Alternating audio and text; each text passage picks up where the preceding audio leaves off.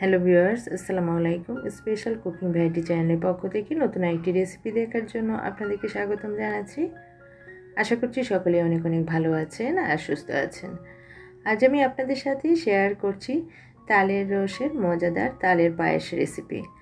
তালের রস দিয়ে তো আমরা বিভিন্ন ধরনের পিঠা পায়েস তৈরি করে থাকি, তবে তালের পায়েসের স্বাদই আলাদা, খুবই সুস্বাদু হয়ে থাকে। তালের পায়েসটা খুবই অল্প সময়ে কিভাবে তৈরি করা যায় তারই একটি সহজ রেসিপি আজ আমি আপনাদের সাথে শেয়ার করছি। আশা করছি আমার আজকের রেসিপিটি আপনাদের কাছে ভালো লাগবে। তো চলুন এবার আমরা মূল রেসিপিতে চলে যাই। মজাদার এই তালের পায়েসটা তৈরি করে নেওয়ার জন্য চুলায় একটি প্যানে আমি দিয়ে দিয়েছি 3 কাপ পরিমাণ পানি। তারপর এখানে আমি দিয়ে দিচ্ছি 1.5 কাপ পরিমাণ সাবুদানা। পানি দিয়ে একটু ওয়াশ করে নিয়েছি। তারপর এখানে আমি দিয়ে দিয়েছি, আপনারা ইচ্ছা করলে শুকনো সাবুদানাটাও কিন্তু ব্যবহার করতে পারেন, তবে পানি দিয়ে ওয়াশ করে নিলে সাবুদানা একটার সাথে আরেকটা লেগে যাবে না। চুলার আঁচটাকে মিডিয়ামে রেখে অনবরত নাড়াচাড়া করে সাবুদানাগুলোকে সিদ্ধ করে নিতে হবে। এই যে সাবুদানাগুলো আমার সিদ্ধ করে নেওয়া হয়ে গেছে। এখন আমি চুলাটা বন্ধ করে প্যানটাকে অন্য একটি সাইডে রেখে দিচ্ছি।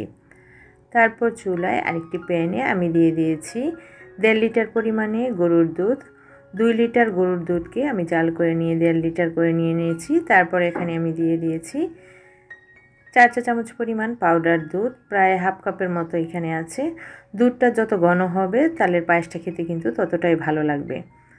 তারপর এখানে আমি দিয়ে দিয়েছি 2টো এলাচ, 2টো দারচিনির টুকরো আর 2টো তেজপাতা। এই মশলাগুলো ব্যবহার করলে সুন্দর একটা ফ্লেভার আসবে, তখন খেতে ভালো লাগবে। তারপর এখানে আমি দিয়ে দিয়েছি প্রায় 1 কাপ পরিমাণ চিনি। চিনিটা আপনারা আপনাদের স্বাদ মতো এখানে দিয়ে নেবেন, বেশিও দিতে পারেন আবার একটু কমও দিতে পারেন। চিনিটাকে নেড়ে চেড়ে মিলিয়ে নিয়েছি। তারপরে এখানে সাবুদানাগুলো দিয়ে দিচ্ছি। তারপর এখানে আমি দিয়ে দিয়েছি 1.5 কাপ পরিমাণ তালের পিউরি। তালের পিউরিটাকে আগে থেকে আমি জাল করে রেখেছিলাম।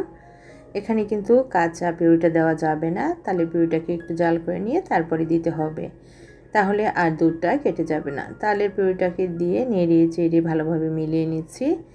মিলিয়ে নেওয়া হয়ে গেলে এখানে আমি অ্যাড করে দিচ্ছি প্রায় 1 কাপ পরিমাণ ফ্রেশ কোরানো নারিকেল। নারিকেলটা দিয়েও নেড়ে চেড়ে মিলিয়ে নিচ্ছি।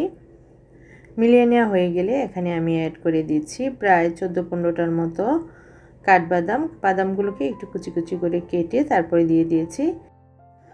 তারপর এখানে আমি দিয়ে দিচ্ছি সামান্য পরিমাণের লবণ। এই লবণটা মিষ্টি জিনিসে ব্যবহার করলে মিষ্টি জিনিসের স্বাদটা কিন্তু বহুগুণে বেড়ে যায়, তবে আপনারা দিতে না চাইলে না দিলেও হবে। আর এখানে আমি কাঠবাদামটা ব্যবহার করছি, তবে আপনারা পেস্তা বাদাম, কাজু বাদাম, ওই বাদামগুলো কিন্তু ব্যবহার করতে পারেন। তারপর 5 মিনিটের মতো সময় আমি তালটাকে রান্না করে নিয়েছি।